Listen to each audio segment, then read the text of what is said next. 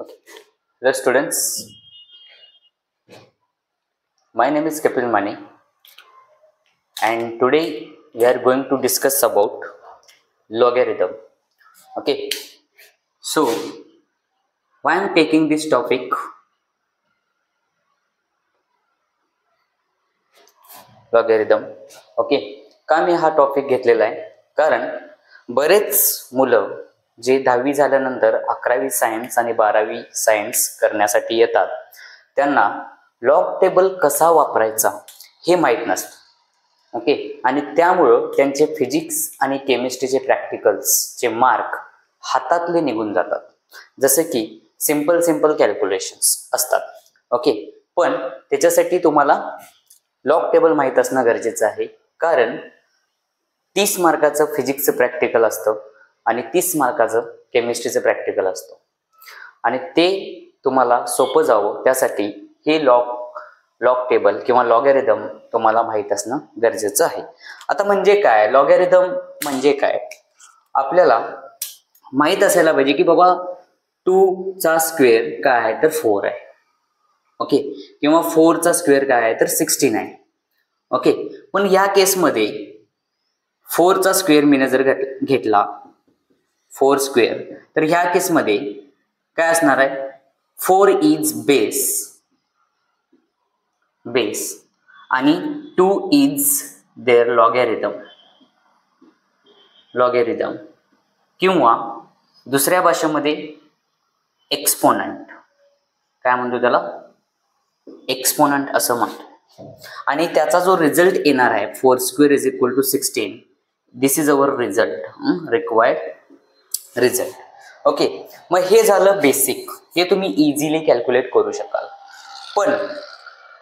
पण समजा log of 76.15 असे काहीतरी नंबर आले आणि त्याच्यासोबत लॉग आला तर तिथं तुमची कॅल्क्युलेशन गोंधळतात.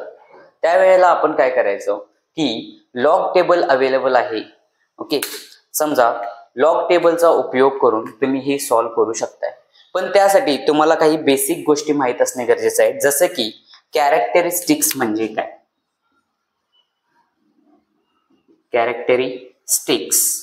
म्हणजे काय, त्याचबरोबर मेंटेसा म्हणजे काय आणि तो कसा कॅल्क्युलेट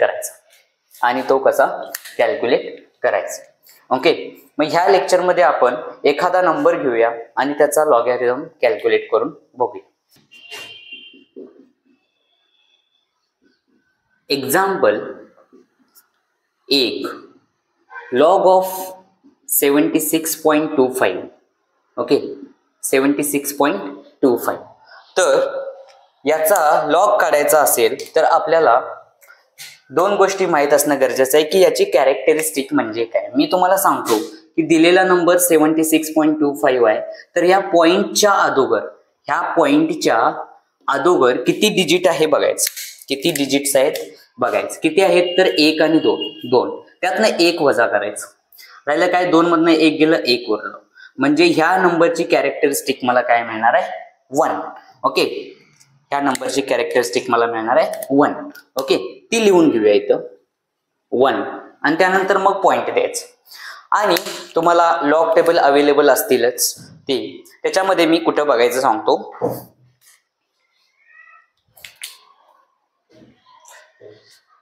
याच्यामध्ये हा लॉग टेबल आहे. याच्यामध्ये तुम्ही जर ओपन केला तर हे बेसिक फॉर्म्युलाज आहेत. त्याच्यानंतर लॉगॅरिथम म्हणून हा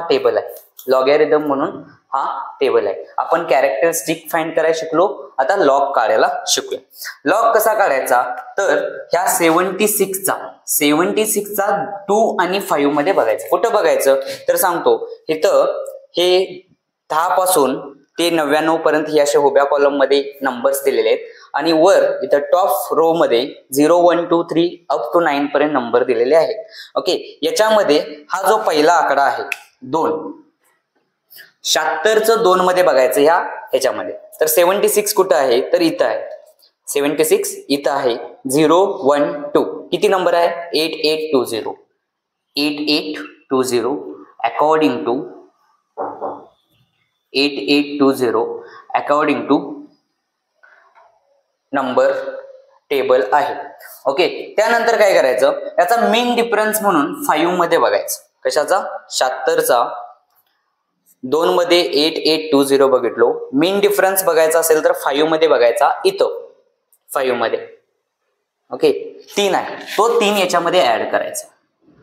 0 + 3 3 2 8 8 म्हणजे मॅन्टिसा आपल्याला काय मिळाला 8823 8823 आणि हा याचा लॉगचं आन्सर. या